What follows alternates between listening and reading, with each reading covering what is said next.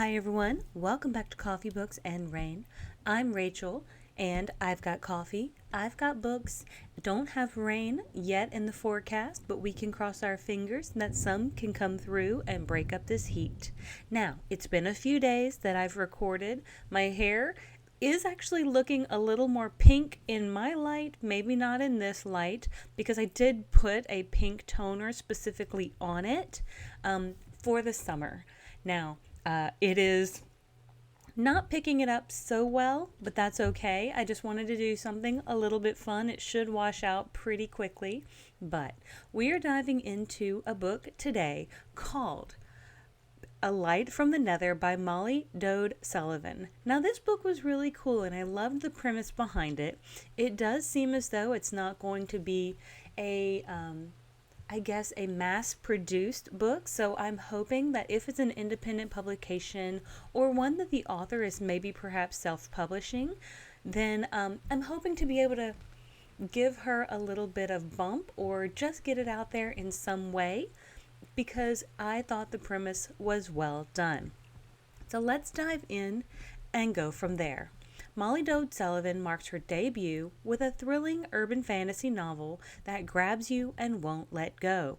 Dark elements of psychic infection, body horror, trauma, tragic love play against the backdrop of a compelling murder mystery. For fans of A Song of Achilles, C.S. Pacat, maybe it's Pacat, and Stephen King. Liam O'Connor is special. When a fissure opens in someone's mind, he's the one who sews it up again. When a parasite creeps through that fissure, Liam is the exterminator who purges it. And when Liam loses everything, he's the coward who runs. But when he moves to an old house in coastal New England, hoping for isolation, something from his past follows. Fissures start tearing open, minds are devoured, people die. It's not long before Liam realizes a murderer has come to Shoalport, and he's the only one who can stop them. Well, him and the man who keeps haunting his dreams. It does fall into the queer, adult, and fantasy. It is available on Kindle. It's about 320 pages, and it's expected publication of June 18th. Now, it should be available now. I did get this from NetGalley. I am recording this a little bit late. I did have some family come to town, so I went to go visit in Georgia. So I am a few days behind on getting this recorded and released, but I did want to highlight this book because I thought it was really, really well done. I love a good horror, body horror, and mystery book that really keeps me on the edge of my seat with a premise that I feel is uniquely done. So let us dive into the summary, and we just dove into the summary, but it was a debut, and so I think that was actually one of the biggest surprises for me. So Liam, he's what they call, I guess, a wedge, and he helps people. Now, the world that is being created is vastly different from our own. And the book does start with a couple of pages that are definitions of what is going on in this world. So for me, the pages of definitions, I do wish had been incorporated into the story. I think that would have helped me make sense a little bit more. And only because I, in an ebook, am unable to continue to reference back to those pages in the beginning. So a yellow fluke, which appears as kind of one of these parasites in the beginning of the book. It's one of the people is being fed upon by this yellow fluke, and you do get a definition in the beginning, thankfully. However, me having to try to get back to those pages about 10 or 15 pages previously is a bit difficult. So just kind of putting that out there, that if I had a physical copy of this book, the ease of readability would have been so much easier, just because having those definitions would have made the ease of kind of that world building that she did for me in the beginning, and then the story made sense.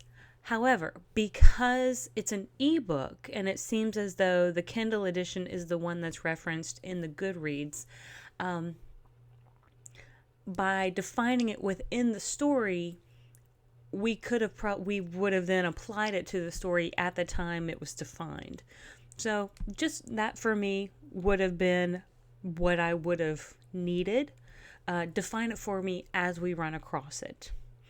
So it was great though, because we do have those elements of horror. We have people almost going into these parallel dimensions, which are crumbling and ruins, and of course they're very grotesque in their depictions, all of which are captivating if it's what you're looking for.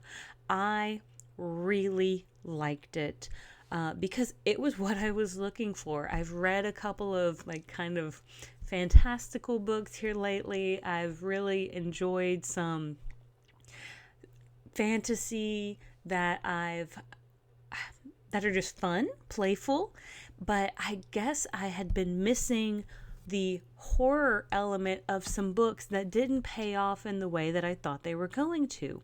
This one really did. If you're looking for books that give you that creepy, eerie vibe, this is what you're looking for.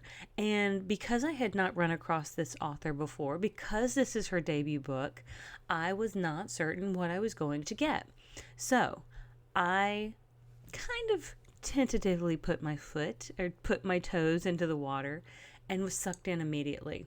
So we have Liam, and he has a partner, and Makiko. Anyway, they kind of fight these forces together. Well, let's just say things don't go well in one particular battle. They think things are wrapped up. Things don't get wrapped up. And Liam gets pretty traumatized. He was a very well-known wedge, which means he kind of wedges himself in between the host and the parasite, thus cutting off the parasite from the host, kind of severing the mindscape, feeding off the trauma from the parasite that they're doing, so they can try to shut this portal down.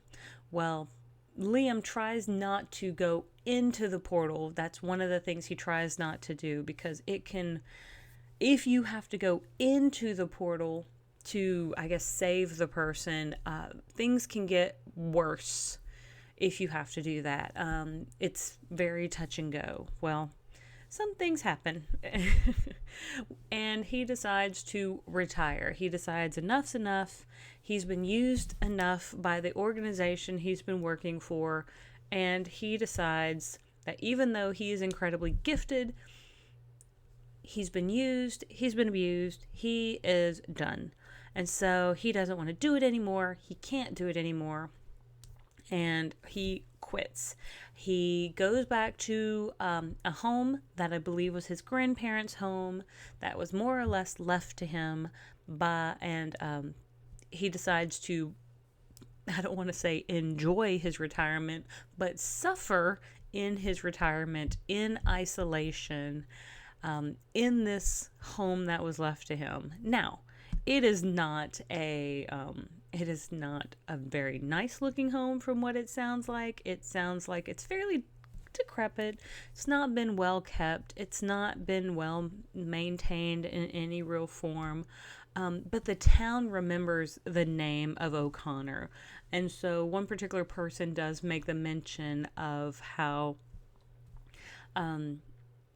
it wouldn't be the same if an O'Connor wasn't in town. And so apparently he's back, or, one of them is back. So things start to go, not, I don't think it's because of him that things start to go awry, but I I do wonder if crappy things just follow Liam. It's not a romantic book either, but is there a level of romantic intrigue? Yes. Now, it does seem as though. So, Liam previously had a partner. Was there any romantic interest in this previous partner? No, maybe not. But when that partner doesn't make it, and I don't think that's a spoiler because it happens in the first 15 pages. So let's just put that out there. He is just an absolute mess. He is just a broken shell of a person. This person was like the one person who could connect with him on any sort of meaningful level. So he is not interested in connecting with anyone else until someone else comes along. So that's why I'm saying that I don't know if he was really emotionally or romantically like connected to his previous partner, but this other individual comes along. Again, I'm trying not to spoil anything as the book progresses, but this other individual comes along, tall, dark, handsome, kind of sarcastic, comes along, and this person's not his partner, but we do see some potential going on. Lots of mystery, lots of suspense. Again, you get that body horror, you get that eerie creepiness. We do have we have some great world building. I was just trying to think of like what would I do differently. Again, the things I would hope that the author would do for the like future is maybe just there's a few inconsistencies. However, debut novel, I'm able to completely forgive a lot of that. It's a kind of sci-fi-ish, horror-ish, and I can completely suspend belief on like thinking everything needs to make sense. I don't have an issue with that. So, and then there's a little bit that's unexplained. Again, I don't have just a ton of issue with that either. But yeah, I think she has a very good premise for this book, and I was really captivated by it. So I really wanted to highlight this book because I was kind of blown away. I didn't know what to expect, but I think it's well worth the read. It's not perfect. Again, it's a debut book by this writer, and again, her name, and I just want to kind of make sure I get it correct, is Molly Dowd Sullivan, and could be Dowd, could be Dowd Sullivan. And according to NetGalley or Goodreads, I do apologize, according to Goodreads, this is her one book, and maybe we'll see more from her. I do hope we will. It gets really great reviews so far on Goodreads. It does seem as though people, there haven't been a lot of readers, but I too will be rating this very highly. And, we'll see how things go for this writer. As someone else says, they said they're itching to order a physical copy. I as well would like a physical copy. And I don't think I have much more to add. I was just trying to see what else I might need to mention. But no, I enjoyed it. So with all of that being said, I really hope you'll give A Light from the Nether a chance. If you enjoy kind of creepy, eerie books that take you on this adventure through... Okay, so Stranger Things has the Upside Down and has these parallel worlds of traveling into people's mindscapes and things of that nature. Then that is kind of the vibe you are going to get. So if that's something that you're interested in reading in a different way, because this is not going to be Stranger Things, but does it give you a similar vibe? Yeah, I think so. Like, that's going to be my perspective on it, and I think that's why I enjoyed it. I hope you'll pick it up. I hope you'll look for it and maybe give it a chance. But with all of that being said, thank you so much for tuning in, and thank you for joining me on this journey. I will see you guys on the next page. Have a great one.